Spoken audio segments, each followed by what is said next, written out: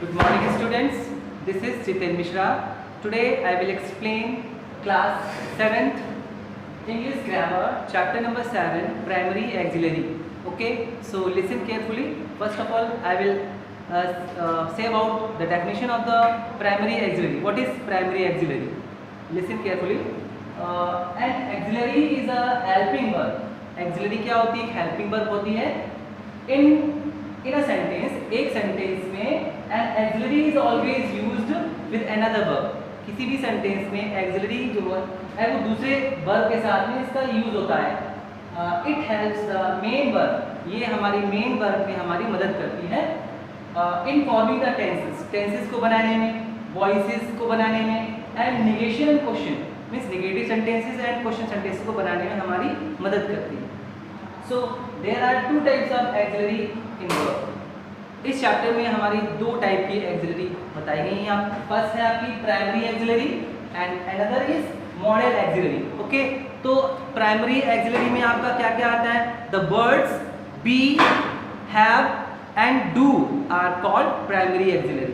Okay, जो words हैं be words हैं मतलब is am are was were, have words हैं मतलब has have had, and do verbs हैं do did, है ना. ये सब हमारे किस में आते हैं? प्राइमरी एक्सिलरी में आते हैं. They have a grammatical function in a sentence.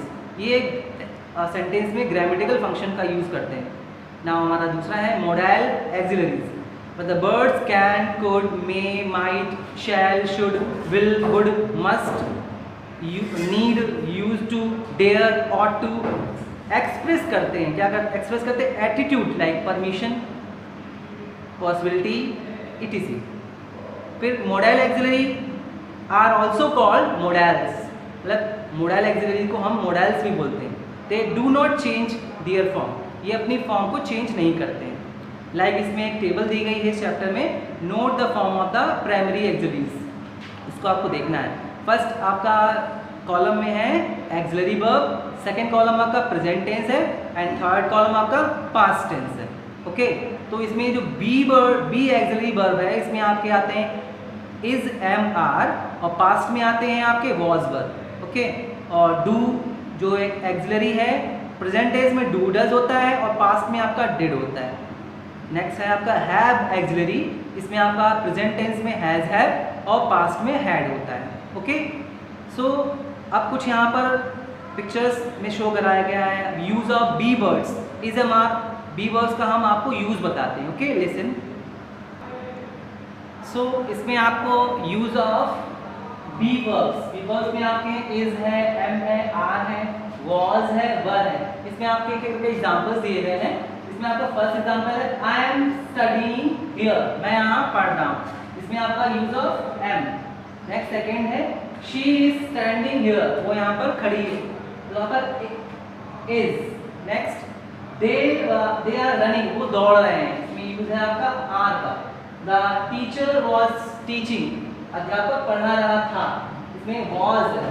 The students were studying. बच्चे पढ़ रहे थे तो इसमें यूज ऑफ were. क्योंकि यहाँ पर सब्जेक्ट आपका प्लूरल है इसके साथ were का यूज करना है. यहाँ सब्जेक्ट सिंगुलर है तो was का यूज करना है. ओके, तो ये आपके यूज ऑफ बी वर्ब्स हो गए. इसमें is, am, are, was, were है. और भी इसमें एग्जांपल्स हैं. जैसे इसमें am का एग्जांपल इसमें दिया गया है. I am teaching you.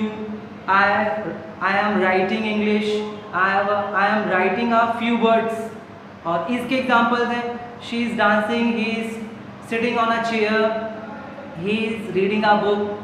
और आर वाले आपके एग्जांपल्स हैं they are playing, they are making merry, they are laughing.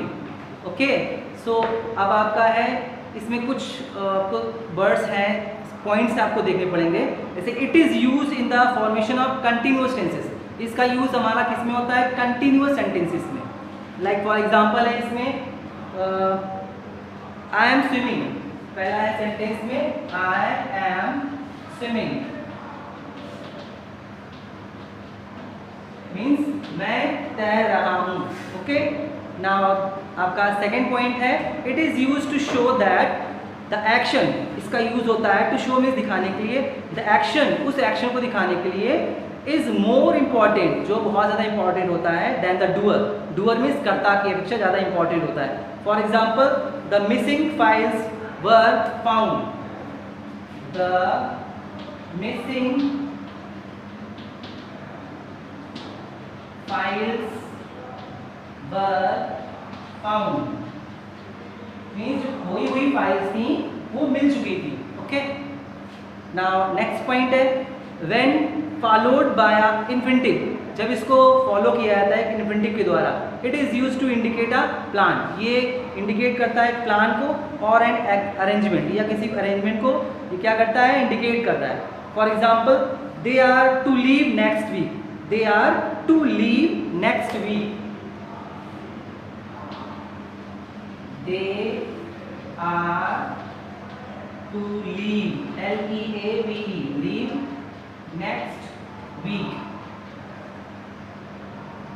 यहाँ पर आर के बाद में टू इंफिनिटिव का यूज हुआ है, so it is used as a infinitive. Next आपका है point number 4, it is also use to denote a command, इसका यूज कमांड को भी डिनोट करने के लिए होता है, like you are to resign right now,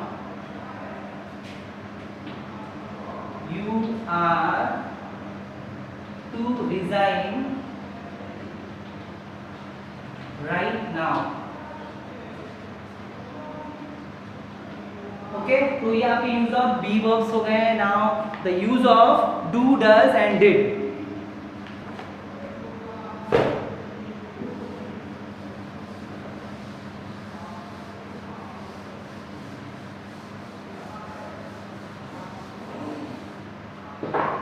use of do, इसमें आपका यूज ऑफ डू में आपका आता है डू, डज एंड डिड। जैसा कि मैंने बताया डू डज का यूज आपका प्रेजेंट टेंस में होता है और डिड का यूज पास्ट में होता है।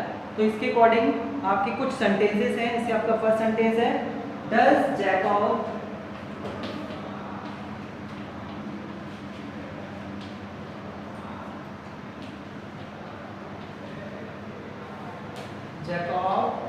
get up early in the morning।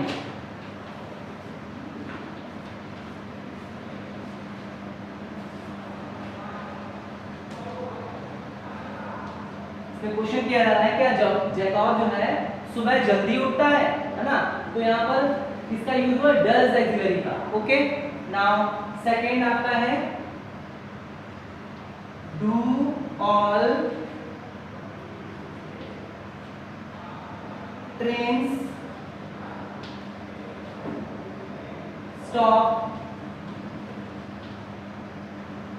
at this station।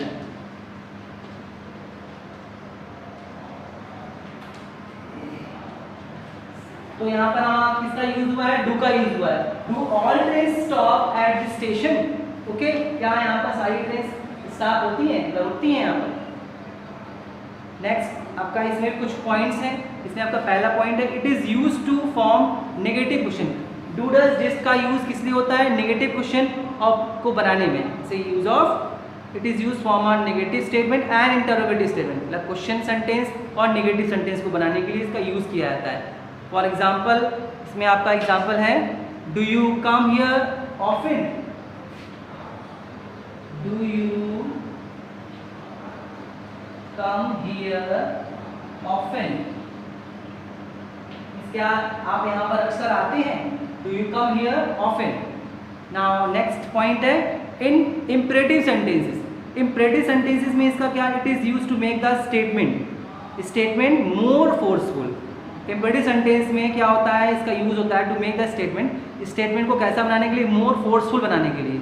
for example, do be quiet, do be quiet, तो ये आपका imperative sentences का यूज हो गया। नाउ आपका नेक्स्ट है use of have.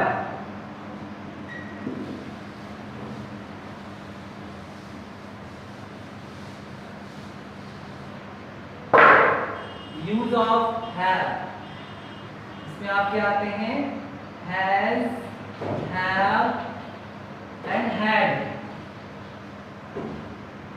Has have आपके प्रेजेंट में यूज होते हैं एंड हैड का यूज आपका पास्ट टेंस में होता है। ओके, सो इसमें आपके कुछ सेंटेंस है, he has completed his work, he has completed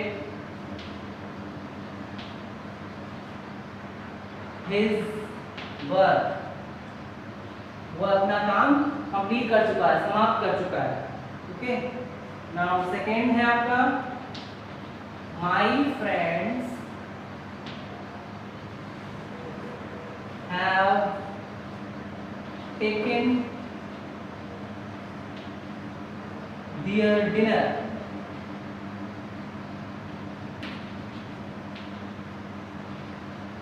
means मेरे दोस्त रात का भोजन ले चुके हैं। My friends have taken their dinner। Okay, so इसमें भी कुछ पॉइंट्स हैं। जैसे फर्स्ट पॉइंट आपका है it is use to form the perfect tense. इसका यूज क्या होता है? परफेक्ट टेंस को बनाने के लिए होता है। For example the baby has slept, the baby has slept, बच्चा सो चुका है। और भी इसी सेंटेंस है the artist have painted beautifully, artist जो है पेंटिंग को अच्छे से ब्यूटीफुली सुंदरता से पेंटेड कर चुके हैं। He had taken the breakfast before he went to school, school जाने से पहले वो अपना ब्रेकफास्ट, वो अपना नाश्ता कर चुका है। Who has been sleeping in the room since evening, इस कमरे में शाम से कौन सो रहा है। ओके, सॉरी सो रहा था, गिव हैड वाला सेंटेंस है। नाउ नेक्स्ट पॉइंट है इसमें आपका it is use with the infinitive to indicate some kind of obligation, मतलब इसका यूज होता है कुछ इन्फिनिटिव के साथ में होता है to indicate some kind of obligation, कुछ ऑब्लिगेशन को पॉइंट आउट करने के लिए। For example they have to return immediately, they have to return immediately,